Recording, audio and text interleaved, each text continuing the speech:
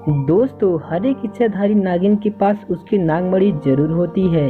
कहते हैं जब स्वाति नक्षत्र की पहली बारिश होती है तो उसकी पहली बूंद कोबरा सांप के मुख में चली जाए तो वह सांप अपने मुख से नागमणि उत्पन्न करता है।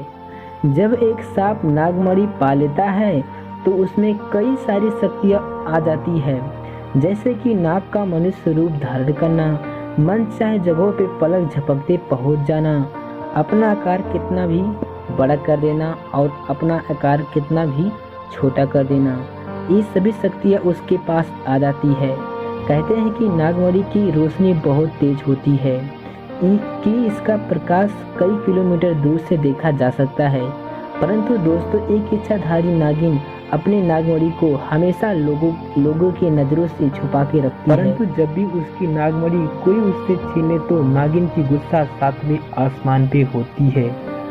ऐसी एक सच्ची घटना आज हम आपको बताने वाले हैं, जो कि छपरा के लोकड़िए एक गांव में घटी, जो कि जंगल की बिल्कुल करीब बसा हुआ है। इस गांव में दो किसान बसते थे। पहला का नाम तो था शैलेंद्र और दूसरा का नाम था सुरेंद्र।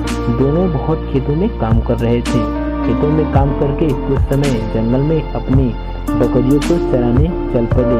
इसी जंगल में एक इच्छाधारी नागिन अपने नाग के साथ रहती थी और अपनी नागमणि की रक्षा भी करती थी। एक बार सुरेंद्र की एक बकरी घने जंगल के अंदर चल गई तो सुरेंद्र ने शैलेंद्र से कहा कि आज तुम मेरे बाकी बकरियों को अपने बाकी बकरियों के साथ घर ले जाओ। मैं इस बकरी को ढूंढ के ले आता हूँ, जो शायद जंगल के कुछ अंदर चली गई है। उधर नागिन भी अपना भेष बदल के मनुष्य रूप धारण करके नाग को नागमणि की रक्षा के लिए छोड़ तथा गांव में भ्रमण के लिए चल गई। जब सुरेंद्र अपनी बकरी को ढूंढते हुए उस जगह पे पहुंचा जहां एक पेड़ के नीचे बने बिल्ली की रोशनी आ रही थी, उसे लगा कि कोई कीमती हीरा व कोई कीमती आभूषण हो सकता है, तो उसने पेड़ की डाल को तोड़ा और उसके एक डंडा बना लिया और वो जोर जोर से मार कर तोड़ने लगा। उस बिल के तोड़ते समय सुरेंद्र बहुत तेजी से डंडा का वार कर रहा था, जिसमें से 2-3 डंडा नाग को भी लग गई और नाग ने उसी समय अपना दम तोड़ दिया। जब सुरेंद्र ने मरे हुए नाग को देखा और उसके पास तेजा चमकता हुआ एक मणि को देखा तो वो समझ गया कि वह चमकती चीज नागमणि ही है। उसने पहले नाग को जंगल से लाया और सुनिश्चित किया कि वह नाग मर गया है कि जिंदा है। जब उसने नाग को मरा हुआ देखा तो उसने अपने रुमाल से निकाला और उस नागमणि को अपने रुमाल में रख दिया और तेजी से घर भागता हुआ आया और उसने भूल गया कि मैं बकरी को खोजने जंगल में आया था।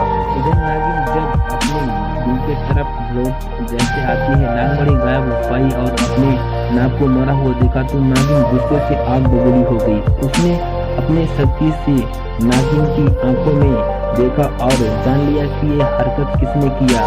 सुरेंद्र ने बहुत बड़ी गलती कर दी थी कि उसने नाग को शरीर को जलाया नहीं था और जंगल में वैसे ही छोड़ दिया था। अगर उसने नाग के शरीर को जला दिया होता तो उसने पता ही नहीं चलता नागिन की किसने हालत किया। उधर सुरेंद्र बहुत खुश था क्योंकि उसको दुनिया की सबसे बड़ी चीज जो मिल गई थी उससे मिल गई थी। सुरेंद्र जब घर पहुंचा तो सबसे पहले